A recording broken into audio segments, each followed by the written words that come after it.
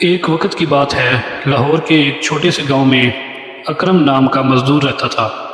وہ روز صبح مزدوری پر جاتا اور شام کو تھکا ہارا واپس آتا، مگر اس کے چہرے پر ہمیشہ ایک خاموش مسکراہٹ رہتی۔ ایک دن جب وہ گھر پہنچا تو دیکھا کہ بیوی چولہے کے پاس بیٹھی تھی۔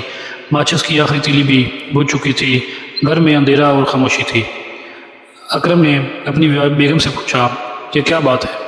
بیگم نے بتایا کہ ماچس جو تھی وہ ختم ہو چکی ہے، لہٰذا اب چولہا جلانے کے لیے میرے پاس کچھ بھی نہیں ہے۔ ماچس کی آخری تیلی بھی بجھ چکی تھی۔ اکرم نے دروازہ ماچس مانگی، مگر کسی کے پاس نہ تھی۔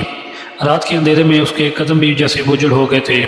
اسی وقت اس کا ننھا بیٹا دوڑتا ہوا آیا اور بولا، ابو میں نے کل اسکول سے ایک تیلی اٹھا لی تھی، شاید کسی کے کام آ جائے۔ اکرم نے وہ تیلی جلائی اور چولہا روشن ہو گیا۔ روشنی پھیل گئی، اندھیرا ختم ہو گیا، بچوں کے چہروں پر مسکراہٹ لوٹ آئی۔ اکرم نے دل ہی دل میں کہا، زندگی میں چھوٹی سی چیز بھی وقت پر مل جائے تو بڑے بڑے اندھیرے ختم ہو جاتے ہیں۔